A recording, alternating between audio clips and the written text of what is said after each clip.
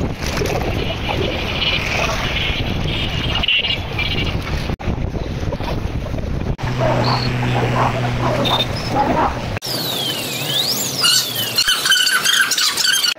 আওয়ামী লীগ বাংলাদেশে রাজনীতি করার কোন অধিকার রাখে না। যে আওয়ামী লীগ বাংলাদেশে সন্ত্রাস করেছে শুধু কোন ব্যক্তি বিশেষের নয়, দলগতভাবে সিদ্ধান্ত নিয়ে যে সন্ত্রাস করেছে সেই সন্ত্রাসের গায়ে আওয়ামী লীগকে অবিলম্বে সন্ত্রাসী সংগঠন হিসেবে ঘোষণা দিতে হবে।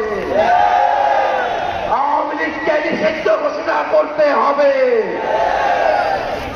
জুলাই আগস্ট সহ শাপলা পিলখানা সহ প্রত্যেকটা হত্যাকাণ্ডে আওয়ামী লীগের ব্যক্তিরা তারা বিচ্ছিন্নভাবে ব্যক্তিগতভাবে অপরাধ করে নাই, গণহত্যা করে নাই, তারা দলগতভাবে দলীয়ভাবে শিখে। কিন্তু আওয়ামী লীগ নিষিদ্ধের সিদ্ধান্ত ছাড়া আমরা ঘরে ফিরে যাব না।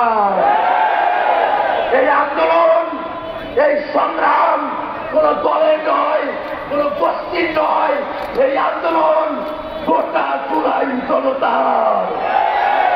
গোটা জুলাই জনতা ঐক্যবদ্ধ। এখনো যারা আসেন নাই তাদের কাছে আহ্বান, ফ্যাসিবাদের বিরুদ্ধে জুলাইতে যেমন করে আমরা একত্রিত হয়েছিলাম সে সবাই আমাদের কাছে ফিরে এসেছে। জুলাই ফিরে এসেছে, অবজ্ঞা করবেন না।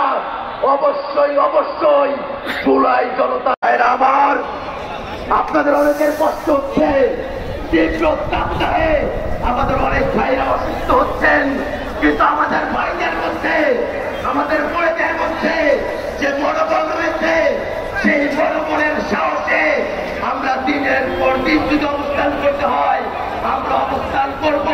কিন্তু অবশ্যই অবশ্যই আওয়ামী লীগকে সন্ত্রাস সংগঠন ঘোষণা দিয়ে নিষিদ্ধের দাবি বাস্তবায়ন করে দলগতভাবে আওয়ামী লীগকে বিচারে মুখোমুখি করে তারপরে আমরা রাজপথ ছেড়ে যাবো ইনশাআল্লাহ।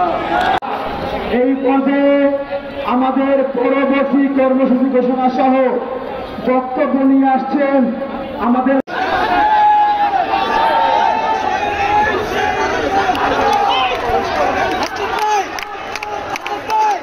সংগ্রামী সহযোদ্ধা।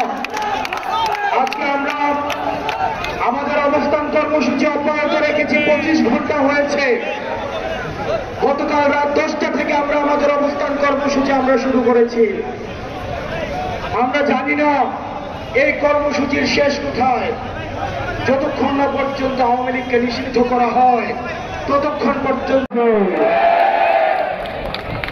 সহযোদ্ধা আমাদের এই 3 দফা দাবি যতক্ষণ না পর্যন্ত বাস্তবায়ন হয় ততক্ষণ পর্যন্ত কি আমরা এই মাঠ ছাড়ব?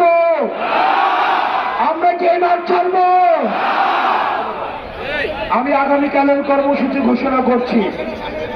এই 3 দফা দাবিতে আমাদের এই অবস্থান কর্মসূচি অব্যাহত থাকবে।